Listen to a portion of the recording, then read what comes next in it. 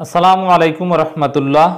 26 December 23 আবারও সরকারের পরিকল্পনা ব্যর্থ। সঠিক সময়ে চমৎকারভাবে বিএনপি একই করল। বিএনপির স্মার্ট রাজনীতি। দর্শক, সরকারের বিভিন্ন অর্গান, আইন শৃঙ্খলা রক্ষাকারী বাহিনী তারা বিএনপির বিরুদ্ধে রাজনীতি করছে, অথচ তারা রাষ্ট্রের বাহিনী। রাজনীতি করা তাদের জন্য একেবারেই উচিত নয়। তারা আইন অনুযায়ী নিরপেক্ষভাবে তাদের যে দায়িত্ব সেই দায়িত্ব পালন করবে, কিন্তু সেটা না করে বরং বিএনপির বিরুদ্ধে যে পলিটিক্যাল রেটরিক, যেগুলো আওয়ামী লীগ বলতে পারে, সেই সুরে কিন্তু এখন প্রশাসন, পুলিশ এরাও কথা বলা শুরু করেছে। এর বিপরীতে বিএনপিও কিন্তু চমৎকারভাবে সেগুলো ট্যাকেল দিচ্ছে। বিএনপিও ছেড়ে দেওয়ার লোক নয়। দর্শক, আপনারা জানেন যে দেশে সাম্প্রতিক ট্রেনে অগ্নিকাণ্ড, ট্রেনে দুর্ঘটনা, ট্রেনে নাশকতার মতো ঘৃণ্য কাজ কেউ বা কারা করছে। আমরা এগুলোর দৃষ্টান্তমূলক শাস্তি চাই, তবে সুষ্ঠু তদন্তের মাধ্যমে। এখন এই বিষয়ে একটা বক্তব্য দেখেন। সংবাদ সম্মেলনে সিটিটিসি বলেছে, যুবদল সভাপতি টুকুর নির্দেশনায় রেল লাইন কাটা হয়। এর মানে একেবারে টুকু দায়ী। এর মানে টুকু এমনভাবে বলেছেন। কারা বলেছে? সিটিটিসি মানে পুলিশ বলেছে। দেখেন, আরেকটু শুনাই, তারপরে বিশ্লেষণে যাই। যুবদল সভাপতি সুলতান সালাউদ্দিন টুকুর নির্দেশনায় গাজীপুরের শ্রীপুরে রেল লাইন কেটে ছাত্রদলের সাবেক সভাপতি ও বর্তমান যুবদল নেতা মোহাম্মদ ইখতিয়ার রহমান কবির রেলের লাইন কেটে নাশকতার ঘটনায় মূল হোতা কবির সহ দুজন গ্রেপ্তার করেছে ডিএমপির counter terrorism and transnational crime unit. গ্রেপ্তার আরও একজন হলেন লালবাগ থানার 24 নং ওয়ার্ড মহানগর ছাত্রদলের সভাপতি মোহাম্মদ ইমন হোসেন। এখন দর্শক, রেলে নাশকতার বিরুদ্ধে সরকার ব্যবস্থা নিচ্ছে, এটাকে আমরা স্বাগত জানাই। কারণ সাধারণ জনগণ সামান্যতম ঝুঁকির মধ্যে থাকুক রাজনৈতিক কারণে, এটা আমরা চাই না। সাধারণ জনগণের সেফটি ফার্স্ট, কোনো সন্দেহ নাই। কিন্তু দেখেন, একেবারে যুবদল, বিএনপি, ছাত্রদল এদের নির্দেশনা হয়েছে, দোষী সাব্যস্ত করে দিল। এই কাজটা কেমন হয়েছে? এটা অন্যায় কাজ, এটা বেআইনি কাজ। এটা আওয়ামী লীগ রাজনৈতিক দল হিসাবে রাজনৈতিক অভিযোগ, পলিটিক্যাল অভিযোগ দিতে পারে, ধারণা করে দিতে পারে, সার্কমাস্টান্সিয়াল এভিডেন্সের ভিত্তিতে ধারণা করে বলতে পারে যে এই কাজ বিএনপি, ছাত্রদল, যুবদল করেছে। এটা তাদের ক্ষেত্রে, এবং বিএনপিও আওয়ামী লীগের বিরুদ্ধে বলতে পারে। আওয়ামী লীগও বলছে, বিএনপিও বলছে। বিএনপি বলছে এটা আওয়ামী লীগের কাজ, আওয়ামী লীগ বলছে বিএনপির কাজ। এটা ভিন্ন আলোচনা।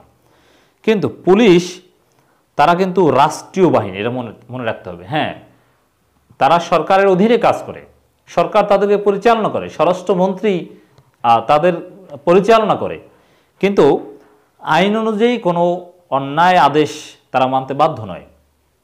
এর মানে এ বিষয়ে আইনও রয়েছে, হেফাজতে মৃত্যু বা নানান বিষয়ে আইনও রয়েছে। পুলিশের আইজিপির অন্যায় নির্দেশ মানতেও একজন এসআই বাধ্য নয়, তবে চেইন অফ কমান্ড তো থাকবে, কিন্তু অন্যায় নির্দেশ। যাই হোক, এখন একজন ব্যক্তিকে যদি আসলেই যুবদল সভাপতি বা বিএনপি, ছাত্রদল এরা সন্ত্রাসী হয়, তারপরও এভাবে তাদেরকে গ্রেপ্তার করে সংবাদ সম্মেলন করে তাদের সম্পর্কে যে অমুকে করেছে, এইভাবে করেছে, স্বীকার করেছে, এটা জানানোর অধিকার কারণেই। কারণ তার সম্মানহানি, দিন শেষে আদালত থেকে তিনি খালাস পেতে পারেন, কিন্তু তাকে যেভাবে সামাজিকভাবে এখন দোষী সাব্যস্ত করা হলো না, এটা কিছুতেই যৌক্তিক হতে পারে না।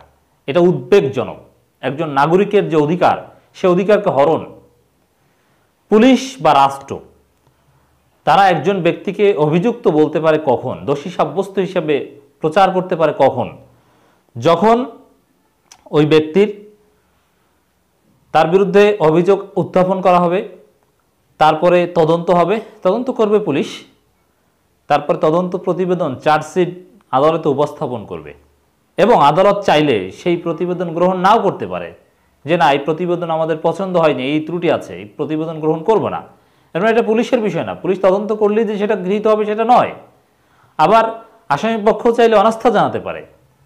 তারপরে চার্জশিট যদি গৃহীত হয়, তারপরে একটা বিচারিক প্রক্রিয়া রয়েছে, সাক্ষ্য প্রমাণ যাচাই বাছাই, তথ্য প্রমাণ যাচাই বাছাই, ক্রস এক্সামিন, ক্রস ভেরিফিকেশন, অনেক কিছু আছে।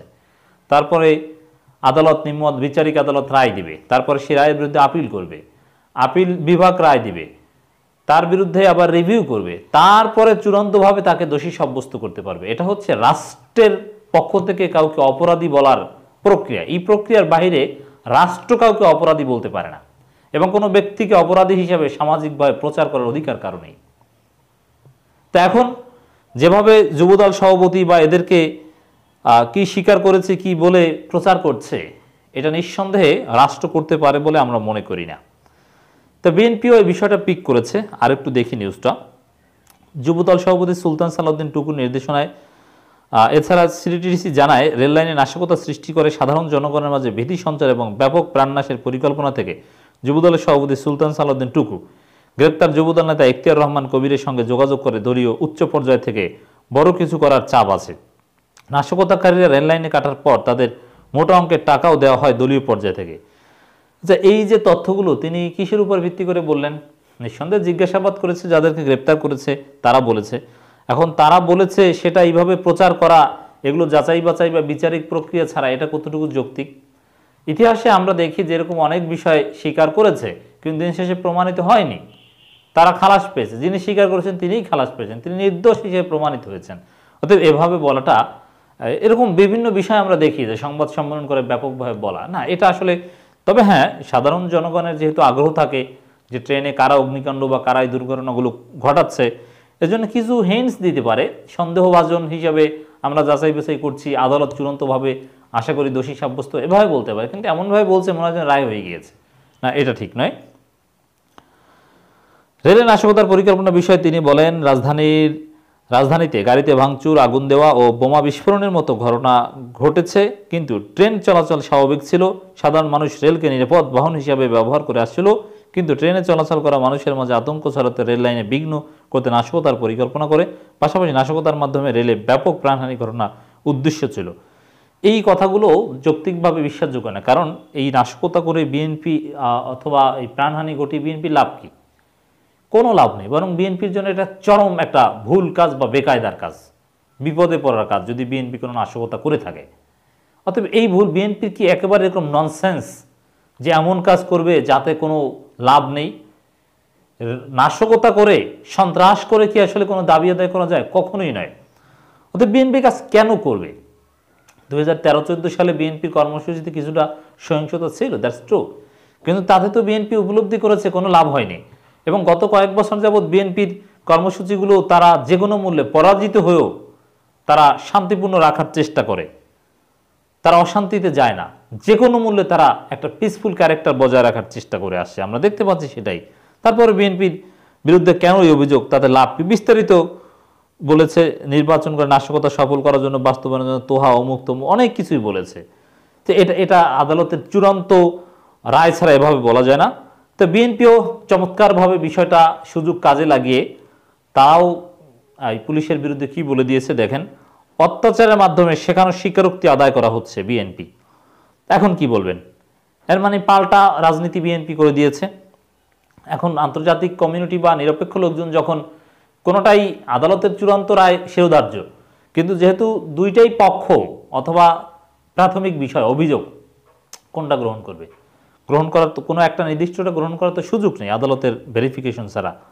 ছাত্রদল, যুবদল সহ অন্যান্য সংগঠনের নেতাদের আইনশৃঙ্খলা বাহিনী জোর করে তুলে নিয়ে গিয়ে পৈশাচিক অত্যাচারের মাধ্যমে তাদের শেখানো স্বীকারোক্তি আদায় করা হচ্ছে বলে অভিযোগ করেছেন বিএনপি। দলটি বলছে, জনগণ বিশ্বাস করে চলমান গণতান্ত্রিক আন্দোলনকে ভিন্ন খাতে প্রবাহিত করতে এবং জনগণের দৃষ্টিকে ঝাপসা করতেই সরকারের ইন্ধনে একের পর এক পরিকল্পিতভাবে নাশকতা ঘটিয়ে বিএনপির উপর দায় চাপাচ্ছে আইনশৃঙ্খলা বাহিনী। এখন কি বলবেন? বিএনপি তো একেবারে জায়গা মতো আইনশৃঙ্খলা রক্ষাকারী বাহিনীকেই দায়ী করে দিল। দর্শক, এভাবে কাদা ছড়াছড়ি আমরা চাই না।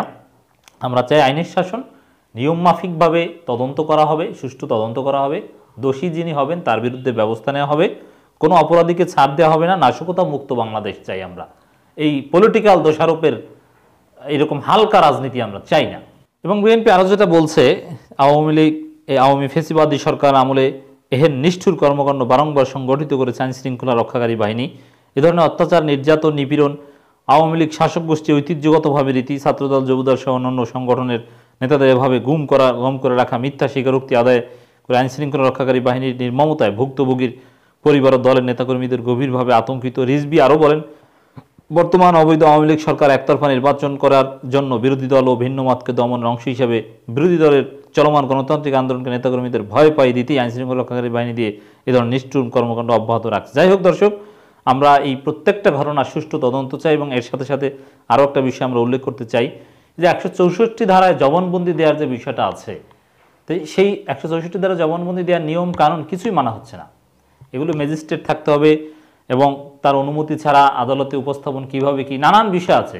কি জবানবন্দি দিল আর সেভাবে এটা প্রচার করা, মিডিয়ায় সংবাদ সম্মেলন করে বলে দেয়া, না, এটা কোনো আইনের শাসন নয়, এটা আইনের ব্যত্যয়।